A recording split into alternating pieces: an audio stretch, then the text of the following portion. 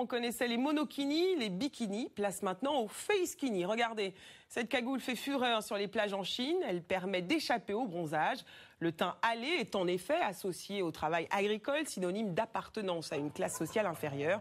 Les facekini coûtent environ 1 € et permettent aussi d'éviter les piqûres d'insectes et de méduses.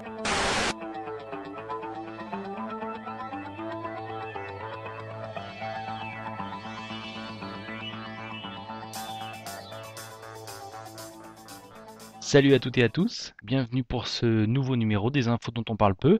Alors j'espère que vous avez passé de bonnes vacances, j'espère que vous avez pu déconnecter comme moi j'ai pu le faire pendant un mois. Ça fait le plus grand bien. Alors nous sommes de retour et nous allons attaquer avec au sommaire les infos internationales, puis l'économie, puis l'environnement. Alors attachez vos ceintures et allons-y. On commence donc avec les infos internationales et avec l'actu chaude du moment, c'est-à-dire la Syrie, où la situation n'a pas vraiment évolué. Chacun reste campé sur ses positions. Alors d'un côté, on a les USA qui s'engagent à accélérer la fin du régime d'Assad en Syrie. Bon, comme d'habitude, on peut se demander qui a donné le droit aux États-Unis de violer la loi internationale et de s'immiscer dans les affaires d'un autre pays. Enfin bon, maintenant c'est tout le temps la même chose, donc on est habitué. Dans le même temps, on a la Russie qui appelle, elle, à ne pas enterrer l'accord de Genève entre la Syrie, la Chine, la Russie et la Turquie, qui essaye de trouver une conclusion pacifique à cette situation. Mais bon, les va-t-en-guerre occidentaux, eux, veulent absolument frapper la Syrie. On le voit d'ailleurs avec l'information suivante, où des missiles sont distribués aux rebelles syriens pour abattre les avions de l'armée régulière. Parlons de l'Iran maintenant, où on parle de plus en plus d'une guerre imminente. Bon, en fait, c'est plutôt Israël qui déclarerait la guerre à l'Iran, apparemment, puisque c'est Israël qui voudrait bombarder l'Iran. Ça a même fait la une du Figaro. Donc, Benjamin Netanyahou explique que la menace iranienne dépasse toutes les autres. Hein, ça, le leader israélien, en fait, a vraiment raison, en fait, hein, si on prend d'un autre point de vue, puisque l'Iran elle ne menace pas Israël physiquement, mais elle menace l'hégémonie de ce pays car l'Iran est une grande puissance en fait avec du pétrole, du gaz et qui est en passe de devenir une puissance nucléaire. Alors bien sûr, en Israël, on crie au loup, on veut nous faire peur avec l'arme nucléaire, hein, bien sûr, hein. Mais bon, on peut facilement lire entre les lignes et comprendre la stratégie israélienne. Si on reste toujours dans la même zone géographique, l'Occident voudrait bien mettre la main sur le pétrole libanais, comme le montre le reportage de Russia Today. Alors c'est rigolo parce que le timing a été superbe, puisque directement après cette info, hop, les Américains, les gentils Américains, ont mis la main sur 150 millions de dollars du méchant Hezbollah. C'est incroyable cette coïncidence, non? Parlons d'un peu de la Libye qu'on a complètement oublié, comme si tout allait bien là-bas, comme si la démocratie importée avait tout réglé. Eh bien non, il y a eu 2 explosions à Tripoli le 19 août dernier. Dans ce pays où tout le monde est armé et où les tribus s'affrontent et où tout a été détruit, ce n'est pas une surprise de voir cette nation s'embraser et prendre la même direction que l'Irak ou l'Afghanistan. Et maintenant, si on regarde bien, on est tout proche de ce qu'avait déclaré le général Clark en 2007, vous savez, dans cette fameuse vidéo, à savoir que 7 gouvernements seraient détruits. L'Irak, la Syrie, le Liban, la Libye, la Somalie, le Soudan, l'Iran. On s'approche vraiment de tout ça, hein. Enfin, pour terminer avec cette partie du monde, notons l'appel de notre véritable ministre des Affaires étrangères, j'ai nommé BHL. En fait, lui, il est toujours ministre, hein. Même si le président change, il reste ministre, il n'y a pas de problème. Enfin bref, notre ami BHL appelle à un printemps arabe en Algérie. Voyez cette vidéo. Alors, regarde, je vais me faire un petit plaisir, regardez. C'est paf! Tiens, voilà mon BHL pour toi. Parlons un petit peu de la Turquie. On a appris qu'une franco-turque, une étudiante franco-turque, risque 32 ans de prison. Son nom c'est Sevil Sevimli et elle sera jugée le 26 septembre prochain en Turquie. Alors elle a 6 chefs d'inculpation retenus contre elle. Ouf, alors attention, hein, accrochez-vous, hein. Participation à une cérémonie commémorative sur la sépulture d'Ali Idzid. Diffusion de la revue Uyuruyus, une revue de gauche apparemment. Vente de billets pour le concert du groupe Yorum. Rencontre avec les dirigeants du syndicat Ejitim Sen pour la projection d'un documentaire. Apposition d'affiches revendiquant la gratuité de l'enseignement. Et enfin, apposition d'une affiche appelant au rassemblement le 1er mai dans l'enceinte d'un restaurant universitaire. Alors tout ça, ouais, c'est vrai que c'est 6 chefs d'inculpation, ça vaut vraiment 32 ans de prison sans aucun problème. Et dire que la Turquie est aux portes de l'Europe, ça fait quand même vachement peur. Passons maintenant à l'Amérique du Sud et démarrons avec le Brésil qui prépare les prochains JO après ceux de Londres. Et on apprend que des gens doivent quitter leur domicile pour laisser place aux futures infrastructures. C'est plutôt sympathique. Un mot sur l'Équateur qui a haussé le ton envers les Britanniques. Si l'ambassade équatorienne à Londres était prise d'assaut pour aller chercher Julian Assange. La Bolivie, elle, a annoncé que Coca-Cola serait expulsé du pays le 21 décembre prochain. Donc après McDonald's, qui a abandonné le marché bolivien en 2011, voilà deux grands symboles du capitalisme qui vont disparaître de la Bolivie.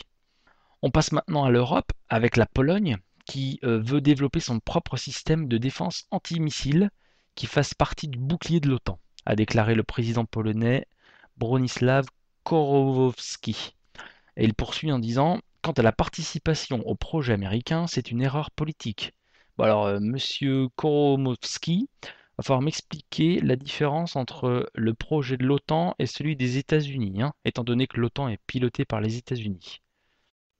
Alors, en Belgique, pour la rentrée des classes, 2 écoles flamandes ont décidé d'inscrire l'iPad sur les listes de fournitures obligatoires. C'est chouette ça. 500 € la tablette. Ah bah oui, facile pour les familles. Bonjour les dépenses scolaires. Et quid de la dangerosité des ondes de Wi-Fi? Bon, ça, personne n'en parle, bien sûr. On termine les informations internationales avec 2 petites infos un peu plus légères. La première, c'est un article qui nous apprend que les voyages en avion pourraient se faire à la vitesse de Mach 6, soit 5 fois la vitesse du son. Ce qui veut dire que la technique permettant de faire fonctionner un moteur à une vitesse largement supérieure à la vitesse actuelle existe depuis bien longtemps. Ce qui donne encore plus de crédit à la vidéo de Jean-Pierre Petit, je ne sais pas si vous l'avez bien vu, cette vidéo où il explique que ces moteurs existent, que les États-Unis l'utilisent depuis belle lurette, qu'ils ont même des armes qui utilisent cette technologie pour balancer des missiles à une vitesse extraordinaire. Je vous mets un lien pour que vous la voyez, elle est très intéressante. Et là enfin la dernière information, c'est une trouvaille de chercheurs britanniques de l'Université College de London qui ont mis au point un détecteur capable d'identifier les mouvements à travers les murs. Chouette. Celui-ci se base sur les ondes Wi-Fi, largement répandues dans les bâtiments pour l'Internet sans fil. Donc avec ce système, on pourra capter des mouvements à travers un mur de 30 cm. Sympa ça, Big Brother. On continue avec le chapitre économie. Alors excusez-moi, mais comme j'ai pas trop suivi l'information ces derniers temps, j'ai pas beaucoup d'informations là-dessus, mais on va quand même en donner quelques-unes. Alors déjà, la Catalogne qui appelle à l'aide à hauteur de 5 milliards d'euros. Alors l'Espagne est au bord du gouffre. Ah, ça date du 28 août dernier. Ensuite, le lendemain, le 29 août, un porte-parole de la Commission européenne déclare que le fonds de 18 milliards d'euros créé en juillet par Madrid pour aider les régions espagnoles sera suffisant. Et enfin, le 29 août encore, c'est au tour de la région de Valence qui demande plus de 4,5 milliards d'euros. À cette allure-là, les 18 milliards, ils vont être très vite bouffés. En Grèce, rien n'a changé. Alors on est toujours en train de se poser la question de la sortie ou non de la Grèce de la zone euro. Affaire à suivre. En France, le PIB recule de 0,1% au deuxième trimestre. L'économie française devrait avoir enregistré une légère contraction au deuxième trimestre sous l'effet d'une consommation atone et surtout d'un ralentissement de l'investissement des entreprises qui risque d'hypothéquer aussi sa croissance future. Donc bon, pour le moment, on n'ose pas trop parler le mot récession, mais on n'est pas loin, on y est presque. Passons maintenant à l'environnement et on va commencer avec la pollution pétrolière dans le delta du Niger, comme d'habitude, hein, rien ne change là-bas. Donc la pollution est telle que les défenseurs de l'environnement accusent le groupe Shell de négligence sur ces installations. Et des fuites ont contaminé les eaux et les sols, ce qui vaut aux géants pétroliers d'être poursuivis en justice par 11 000 habitants de la région. Le 14 août dernier, lors d'un vol de surveillance douanière au large des côtes du littoral atlantique, un avion F-406 de la brigade des douanes a détecté une nappe suspecte. Cette nappe longue de 7 km et large de près de 200 mètres. Donc cette pollution a été localisée à plus de 40 nautiques, donc environ 70 km, à l'ouest de Penmark. Toujours en France, un rapport de l'Agence de l'eau Rhône-Méditerranée et Corse a révélé que des milliers de tonnes de produits toxiques et de toute nature sont déversés chaque année dans la mer Méditerranée, ultime réceptacle des pollutions des bassins Rhône-Méditerranée et de Corse. Donc voilà, ceux qui reviennent de vacances de Méditerranée, bon ben on les salue, hein, ceux qui se sont baignés dans la mer Méditerranée, vous êtes baignés dans la poubelle quoi. Parlons des gaz de schiste. Alors l'association Santé Environnement, l'ASEF, qui rassemble 2500 médecins, pointe les risques que fait courir l'exploitation des gaz de schiste à l'environnement, mais aussi à la santé, avec la présence dans les puits d'extraction d'agents hautement cancérigènes. On utilise donc des techniques de forage de centaines de produits chimiques qui sont pour la plupart toxiques, voire cancérigènes, souligne dans un communiqué le docteur Pierre Souvet, le président de l'ASEF. Je vous laisse lire le reste de l'article. La planète Terre déjà à court de ressources naturelles. Donc cette année, il n'aura fallu que 234 jours à l'humanité pour consommer toutes les ressources naturelles que la Terre peut produire en un an. Un seuil justement atteint le 22 août dernier. Mais bon, malgré ça, faut pas parler de décroissance. À l'oligarchie, non, faut toujours produire plus, consommer plus. On marche vraiment sur la tête. Parlons maintenant de Fukushima, encore et toujours, et d'une information qui a été donnée par tous les sites d'infos alternatifs depuis très longtemps et qui a enfin été repris par un média de masse, qui est le Nouvel Observateur, et qui nous rapporte donc que la piscine qui se trouve au sommet du réacteur 4 de Fukushima contient 264 tonnes de barres très radioactives. Une catastrophe planétaire en puissance. Bah oui, mais on l'a déjà dit ça. Il n'est plus protégé ni par un toit solide, ni par des murs, mais par une simple bâche en plastique blanche. Ah oui, mais qu'attendent les autorités pour déplacer ces barres? Qu'attendent les gouvernements du monde entier pour faire pression sur le gouvernement japonais? On attend quoi? La saison des typhons? Eh ben ça tombe bien, parce que la saison des typhons arrive. Donc il ne reste presque plus que la prière. Et d'ailleurs, un séisme de magnitude 5.1 a eu lieu le 26 août dernier à proximité de la centrale de Fukushima. Alors le rapport dit qu'il n'y a eu aucun blessé, aucun dégât signalé, l'alerte du tsunami n'a pas été déclenchée. L'épicentre se trouvait dans le Pacifique, au large de la préfecture de Fukushima, à une profondeur de 90 km. Enfin bon, si ça se trouve, c'est déjà trop tard pour notre piscine, hein. Elle s'est déjà écroulée et tout s'est déjà répandu de l'atmosphère. Mais bon, ça, peut-être qu'on le saura plus tard. Aux États-Unis, au Texas plus particulièrement, des avions ont commencé à pulvériser des pesticides sur la ville de Dallas pour exterminer le virus du Nil occidental transmis à l'homme par des moustiques et qui a fait 17 morts depuis le début de l'année. Les avions ont répandu des pesticides sur 210 km² au-dessus de Dallas et de ses environs. Ça va être sympa à respirer et puis sympa pour l'eau surtout. La région est particulièrement touchée par le virus, etc. Et maintenant, 4 avions devraient reprendre le flambeau et lancer à leur tour des pesticides sur le Texas. Toujours aux États-Unis, des images chocs ont été diffusées à la télévision américaine le 21 août dernier dans l'émission d'information de la chaîne ABC World News.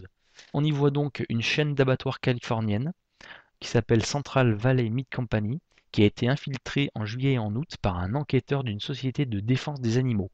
Dans cette vidéo, on voit des animaux qui sont déjà en très mauvaise santé, qui arrivent à peine à marcher, et qui sont victimes d'actes de cruauté et de mauvais traitements. Alors régalez-vous parce que ensuite ces viandes sont envoyées au McDonald's du coin. Et on termine cette vidéo avec une information un peu plus légère. C'est une pile à l'eau de mer, une invention, la pile à l'eau de mer. Elle fonctionne selon le principe de l'oxydoréduction. Le prototype est le résultat d'un an de recherche. Elle marche 24 heures sur 24 depuis 4 mois. Elle alimente un éclairage à LED de manière continue et délivre 3 volts sous 1 ampère. Depuis sa mise en route, la perte de puissance est de l'ordre de 10% et l'entretien se réalise en complétant le niveau d'eau dont le volume est de 250 ml. La durée de vie de la cellule est estimée à 50 ans et les chercheurs de l'université Nord Antsisarinana sont en mesure de coupler plusieurs modules pour augmenter la puissance disponible en sortie du dispositif. C'est quand même vachement intéressant. Voilà, c'est terminé pour ces infos dont on parle peu. Je vais vous donner rendez-vous dans 15 jours. En attendant, n'oubliez pas de visiter mon site, n'oubliez pas d'aller voir ma page Facebook. Et maintenant, la petite nouveauté, c'est que j'ai aussi un compte Twitter, donc n'hésitez pas à vous inscrire. Je note aussi que sur mon site internet, j'ai mis des petits liens vers tout ceci, et vous pouvez également vous abonner au flux RSS. Comme ça, vous ne pouvez rien rater de mes informations. Voilà, je vous dis à dans 15 jours. Restez bien informés. À bientôt. Salut.